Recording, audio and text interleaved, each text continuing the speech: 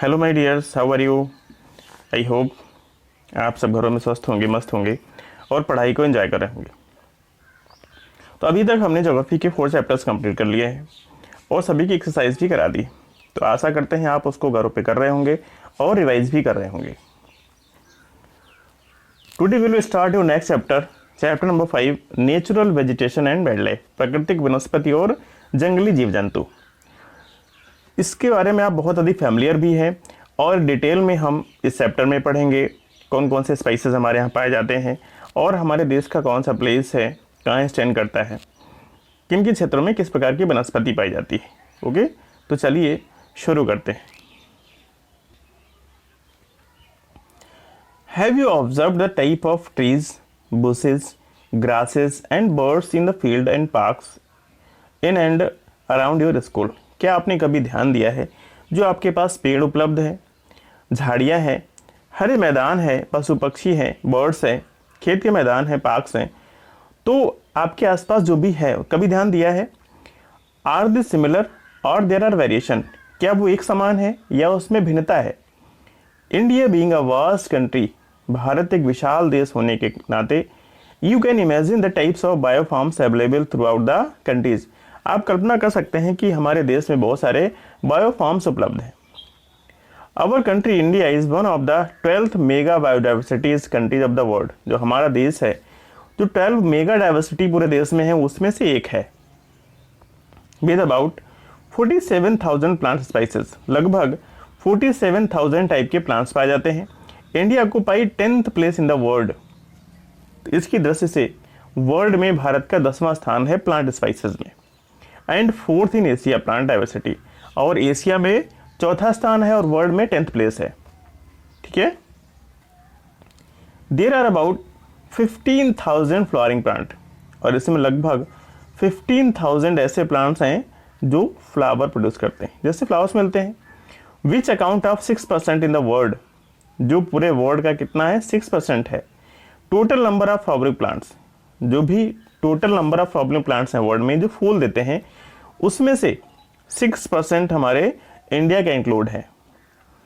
The country has many non flowering plant, हमारे देश में बहुत सारे ऐसे भी प्लांट हैं कि जो नॉन फ्लावरिंग होते हैं, सच एज फंस, एल्गी एंड फंगी। ठीक है, इनको साइंस में भी आपने पढ़ा होगा, जैसे फंस होता है, एल्गी होता है, फंगी होता है, इसमें फ्लावर्स नहीं आते हैं। ठीक है, नॉन फ्लावरिंग प्लांट्स हैं। India also has 89,000 spices of animals, Bharat में लगभग 89,000 टाइप्स के स्पाइसेस, एनिमल्स पाए जाते हैं। As well as a rich variety of fish in its fresh and marine waters, और मछलियों की भी बहुत बड़ी वैरायटी पाई जाती है।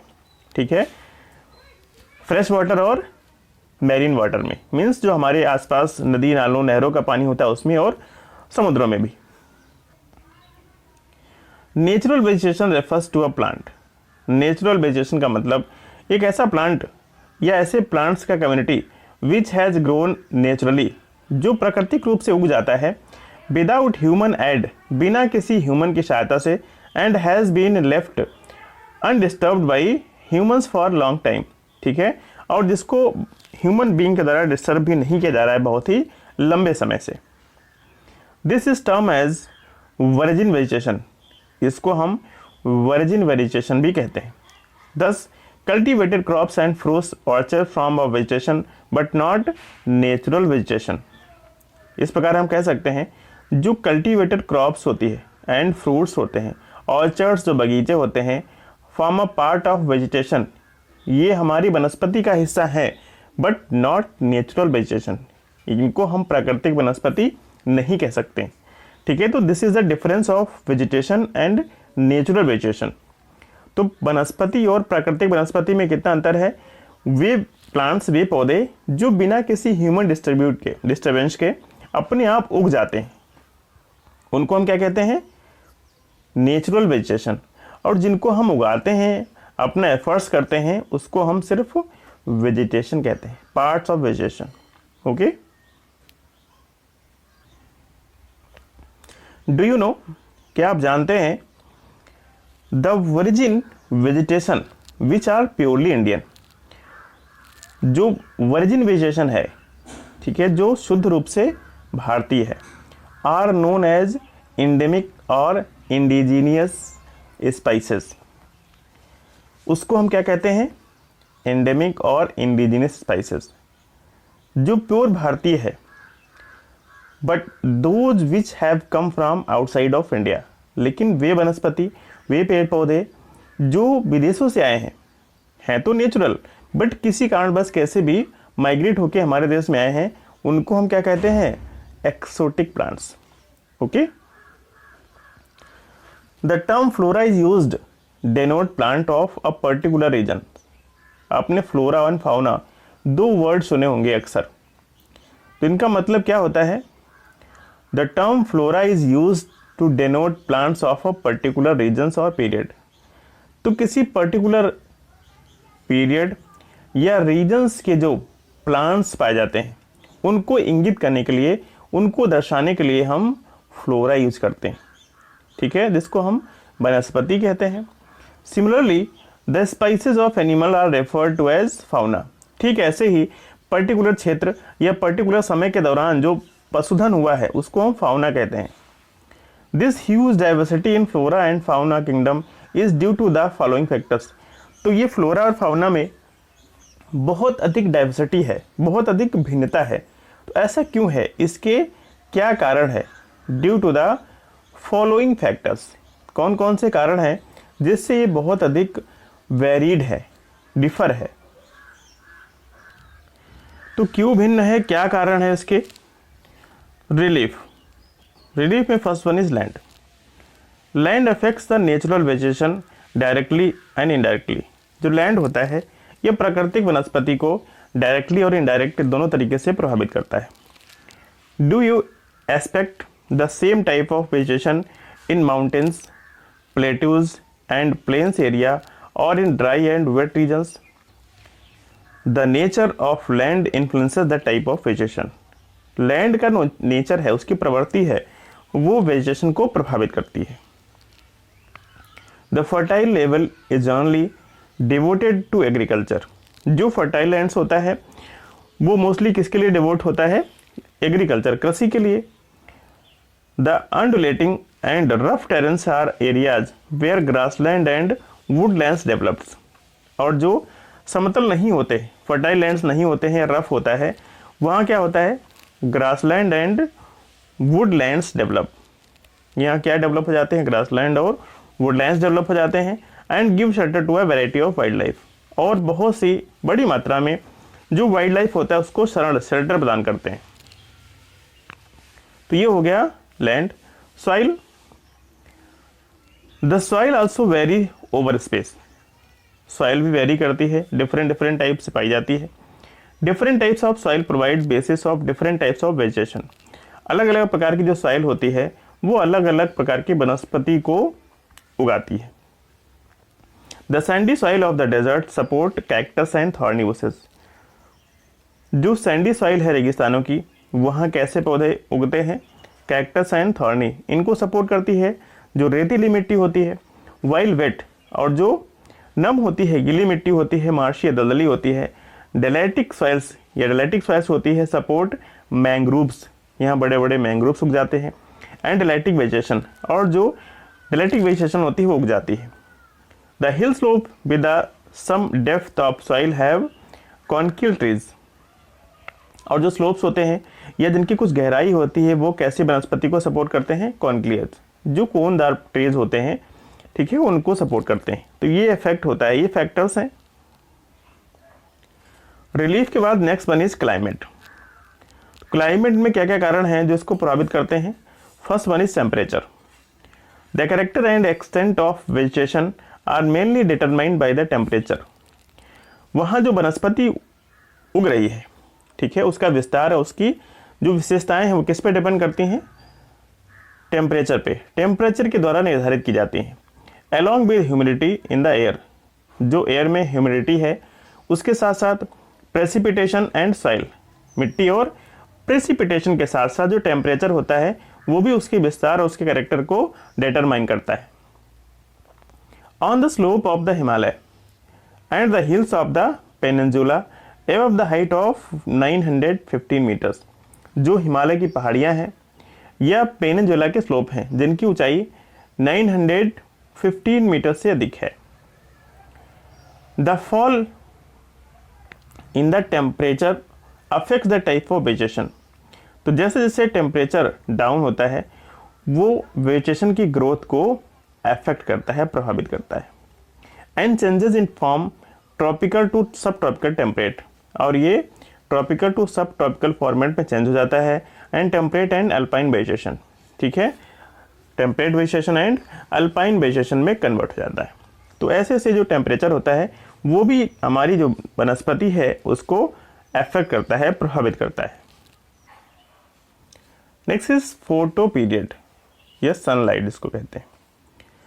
The variation in duration of sunlight at different places, जो वेरिएशन होती है सनलाइट की ड्यूरेशन में, कहीं बहुत लंबे समय तक पड़ती है, कहीं कम पड़ती है, is due to differences in latitudes. और ऐसा किस लिए होता है? लैटिट्यूड्स और अल्टीट्यूड्स में डिफरेंस के कारण, सीजन्स के कारण and duration of the day, और डे की ड्यूरेशन के कारण होता है।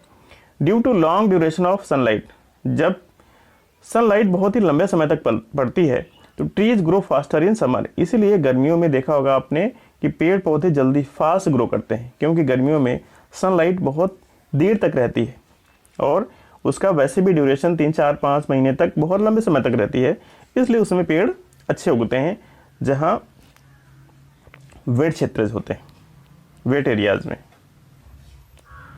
Precipitation in India, almost the entire rainfall is brought in by the advancing southwest monsoon। आपने पीछे पढ़ा, भारत में जो लगभग वर्षा होती है, मानसून आता है जो साउथ वेस्ट का, उसके द्वारा होती है जून टू सितंबर। And retreating north east monsoon, और जो नॉर्थ ईस्ट का रेटिंग मानसून होता है उसके द्वारा होती है। एरियाज ऑफ हैवी रेनफॉल है मोर डेंस वेजिटेशन, जहाँ अधिक वर्षा होती है, हैवी रेनफॉल होती है, वहाँ बहुत ही घनी वनस्पति पाई जाती है as compare to the other areas of less rainfall. और ऐसे क्षेत्र जहाँ कम वर्षा होती है उसकी तुलना में जहाँ अधिक वर्षा होती है वहाँ घनी वनस्पति पाई जाती है। हैव यू एवर थॉट, क्या आपने कभी विचार किया, सोचा है as to why forest are important for human beings, कि जो फॉरेस्ट है ह्यूमन बींग के लिए क्यों इंपॉर्टेंट है? Forest are renewable resources and play a major role in enhancing the quality of environment. Forest क्या है? ये रिन्यूएबल रिसोर्सेज हैं और जो एनवायरनमेंट है इसकी क्वालिटी को बढ़ाते हैं, ठीक है। इसकी क्वालिटी को बढ़ाने में फॉरेस्ट का बहुत ही अधिक योगदान है, कंट्रीब्यूशन है। दे मॉडिफाई लोकल क्लाइमेट, और ये स्थानीय जो क्लाइमेट होता है, जलवायु होती है, उसको भी मॉडिफाई करते हैं। कंट्रोल सॉइल इरोजन, मिट्टी को कटने से बचाते हैं। रेगुलेट स्टीम फ्लो, जो स्टीम फ्लो होता है उसको रेगुलेट करते हैं। Support a variety of industries, provide livelihood for many communities, और ये इंडस्ट्रीज होती हैं उनको सपोर्ट करते हैं। बहुत सारे समुदाय हैं उनको जीविका का साधन उपलब्ध कराते हैं। एंड ऑफर पैनोरेमिक और सीनिक व्यू ऑफ रिक्रिएशन, और हमें प्राकृतिक सुंदरता भी प्रदान करते हैं। It controls wind force and temperature and causes rainfall, ये वाइंड फोर्स को भी कंट्रोल करते हैं और टेम्परेचर को भी कंट्रोल करते हैं, और ये वर्षा करने में भी सहायक है। It provides humus to the soil and shelter to the wild life, ये सॉइल को ह्यूमस प्रदान करते हैं और वाइल्ड लाइफ को शेल्टर भी प्रदान करते हैं। India's natural vegetation has undergone many changes due to several factors. Bharat की जो प्राकृतिक वनस्पति है वो बहुत सारे उसमें परिवर्तन हो रहे हैं, बहुत सारे उसके कारक हैं, जैसे such as the growing demand of cultivation land, जैसे कि जो कृषि आधारित ज़मीन है उसकी जो डिमांड है वो क्या होती जा रही है? बढ़ती जा रही है निरंतर। Development of industries and mining, industries बढ़ रहे हैं, माइनिंग बढ़ती जा रही है, अर्बनाइजेशन हो रहा है एंड ओवरग्रेजिंग ऑफ पास्चर, और चारागाहों को अधिक चराया जा रहा है। तो ये इससे कुछ जो हमारे वन है, जंगल है, उनका क्षेत्र क्या हो रहा है? कम हो रहा है धीरे धीरे। The vegetation cover of India is a large part is no more natural in real sense. वास्तव में जो हमारी प्राकृतिक वनस्पति है, जो भारत के बहुत बड़े हिस्से को क्या करती थी, कवर करती थी।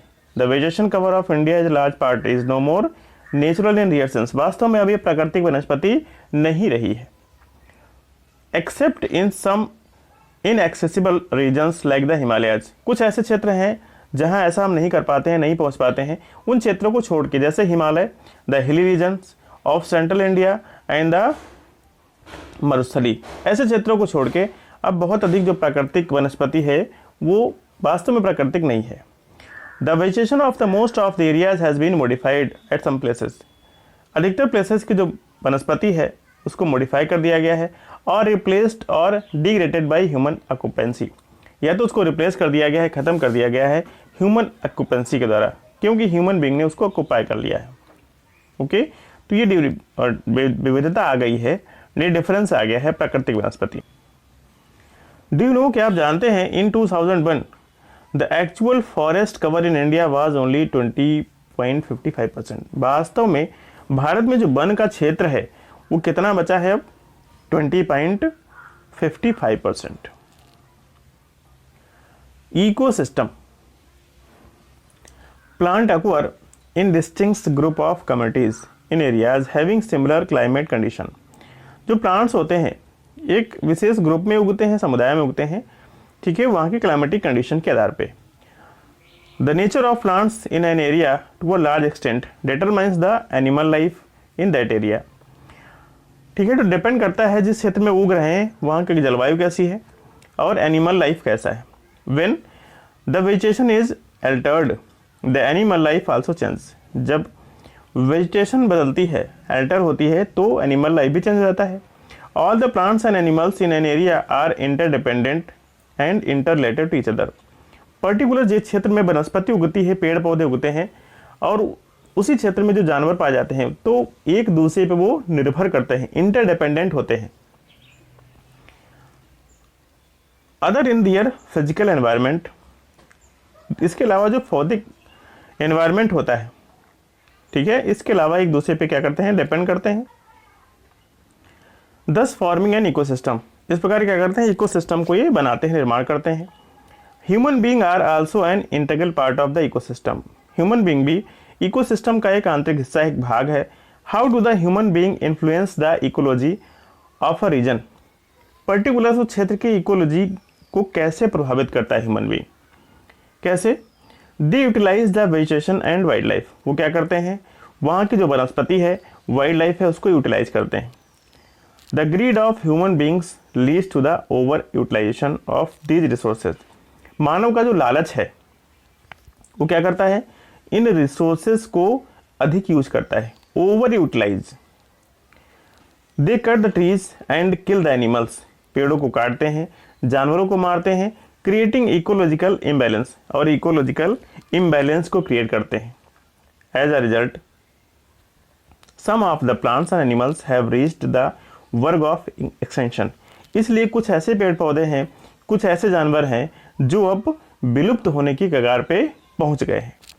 तो इस प्रकार हम कह सकते हैं जो ह्यूमन बीइंग है वो भी इकोलॉजिकल क्षेत्र को प्रभावित करता है, पर्टिकुलर जिस रीजन में रहता है।